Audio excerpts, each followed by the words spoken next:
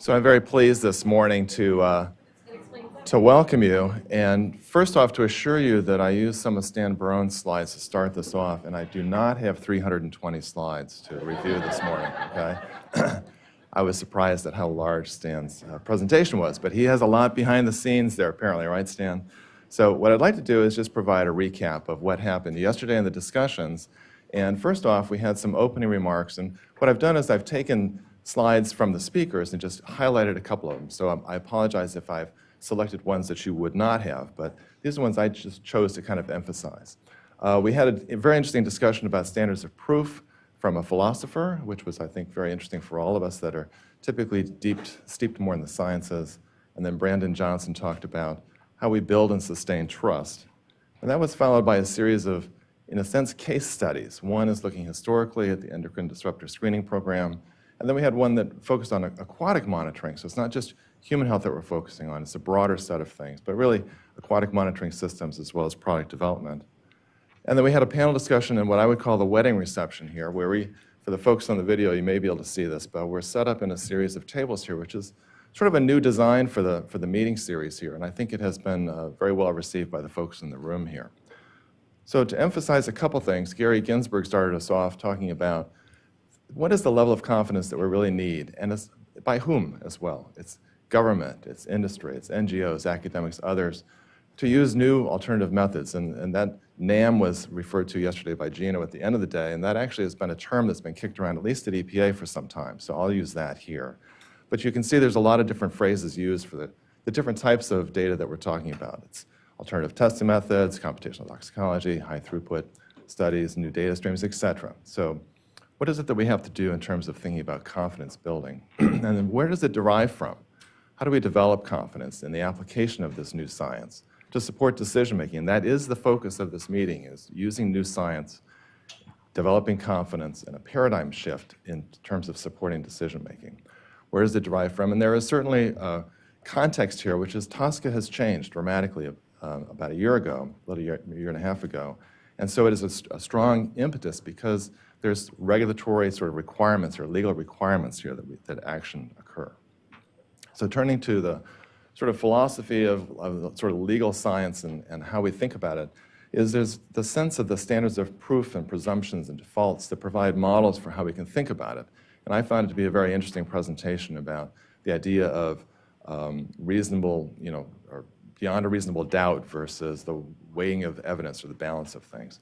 There's a variety of different types of evidence that can be considered. We've got to look at defaults, and there was a very interesting presentation about defaults and how we bring that forward in terms of thinking about that's the starting point in many cases, and to move away from that, we have to have some rationale behind that. And we use standards of evidence to help support that. Sort of the bottom line in some ways is we look towards the new sort of data that we've got to consider here is there's a sense of enthusiasm that in fact we might be able to bring more science to bear which can protect and remove toxicants from commerce or protect people from exposures.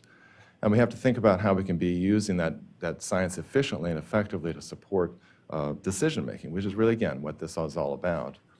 And the question is, when we see the application of it to this point, is the bar too low or is the bar too high in terms of moving the new science forward? And some examples were provided along those lines. Well, part of it is going back to the question of who decides, and who decides is important. So how decisions are made and administered actually has a significant influence on how that bar or that evidentiary consideration is brought to bear here. Next presentation by Brandon Johnson talked about trust. How do we build trust? How do we move trust forward? And in a sense, it gets to the point of communication amongst individuals and how we trust one another or how we trust institutions and how we can move forward in terms of a society at different degrees. I think we've all heard the phrase, trust is easy to lose but hard to gain. And that's an essential element of this, is that it's moving forward, but you can, in fact, have a trust relationship that actually can be the development of alliances where information is shared and there is a sense of, while you may not actually fully trust someone else or some other organization, you can still work together to move alliances forward. Small steps, understanding your audience. Again, this speaks somewhat to the idea of communication and how effective communication must rely upon the development of sort of combined expectations, concerns, and values. Two-way is an essential element of that. I myself have been involved more recently with communities where there is two-way communication. I think that is nothing but valuable, that you hear different perspectives, and by doing that, you gain trust towards each other. Yes, you become more vulnerable, and you have to lean towards consensus and not just have a yes-no type of decision point. So the conclusions were, trust may not be needed for all toxicity testing and decision-making goals or initiatives, but building trust is a good thing. It moves us forward, I think, and you can have multiple strategies to do so. Success requires competence, commitment, care, and to maintain professional responsibility. I think we all take that to heart as we move forward in our careers. Next presentation was a joint presentation by Lynn Goldman and Stan Barone, sort of harking to the experience we've had with the endocrine disruptor screening program, where computational toxicologists have been viewed as very important to this as we move forward. And it's a little bit messed up there, but basically you have a tiering approach where you're bringing knowledge to bear and moving it forward, and it's taken a long time. In the case of this program, it was set up about 20 years ago, legally required, and again, different types of information have been brought to bear to screen chemicals, to contribute to that weight of evidence, screening level determination of bioactivity. Alternative data has been brought to bear here, and thousands of chemicals is the goal to screen over a short period of time. It's the EAT program, the estrogen, androgen, and thyroid pathways have been analyzed and evaluated here.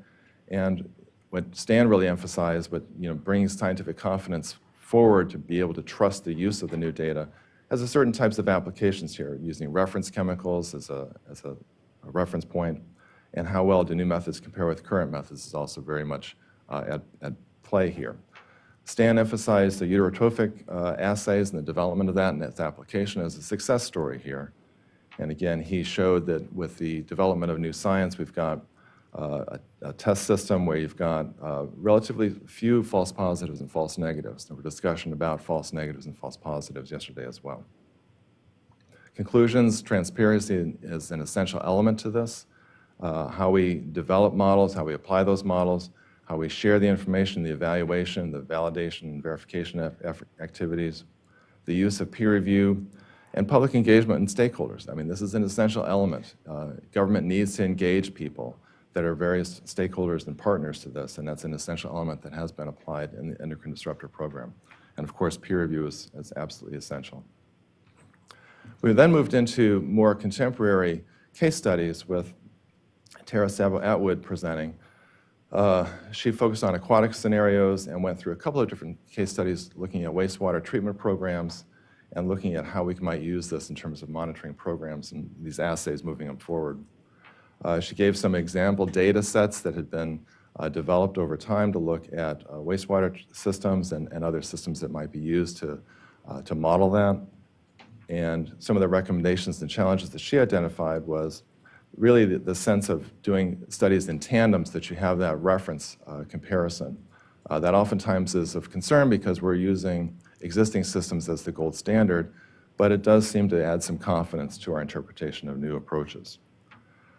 We then moved into a presentation by Meredith Williams about product development and regulatory, sort of these 4 different levels of development work, and she focused, interestingly, on exposure, and I pulled that out in particular because there was some comments about it's not just toxicity testing, it's actually exposure assessment as well. It's important here to look at potential exposure and look at the nature of risk assessment includes not just hazard and dose response, but exposure as well. In this case, the SHEDS high throughput model was evaluated and provided an example of that, and a variety of different types of data were presented to explore the development of exposure potential as an important aspect. And I think this is a nice representation of that merging of insights that California has brought forward, is to bring life cycle thinking into this. It does include exposure assessment and chemical hazard assessment. So I think that's a very interesting example that was brought to bear. We then had a series of breakout groups. That was the wedding reception approach that we had here. And in the room here, we broke into 3 different topic areas. We had the water group, but let me start by saying I think the major point here overarching is that by developing experience with these systems and the evaluation, interpretation, and application of new data, we do develop trust. It's the sense of experience helps. And so that, I think, came across in every group, is that experience does help. You can see the water groups here. I'm not going to read all of these, but you get a sense that there was a vigorous discussion in the groups that I think was very fruitful. On product development here as well, again, different perspectives being brought to bear. And what I think has been very important in this particular workshop is that we have brought to bear different communities together, and that's I think, very important here, whether it's product development people or we have a philosopher, we've got social scientists, we have psychology, we have the toxicity testing folks, and we have toxicologists and epidemiologists in the room, as well as risk assessors, such as myself. The other two breakout groups were focused on public health emergencies and the new TSCA. And again, I think a vigorous discussion in each of the tables that then was brought forward as a plenary at the end so we could share our insights. Importantly, at this particular workshop, we also have had a breakout group on the web. This was happening, Annika in the back was working through this. And what we find there is that this is a first run at this. And for the folks on the web, I think that the feedback that you can provide to give us insights on what worked and what we might do better is very much valued. So there's just some examples of some of the types of insights that were shared by the folks on the web. And during the time frame yesterday, we ran out of time to really emphasize this, but there has also been a survey tool done for the folks that were participating by the web. So with that, today, I think we move forward. We have a series of additional presentations and then another panel session. And we'll wrap up by about lunchtime. And so with that, I'd like to introduce the next speaker, which I think, I'm not sure who it is.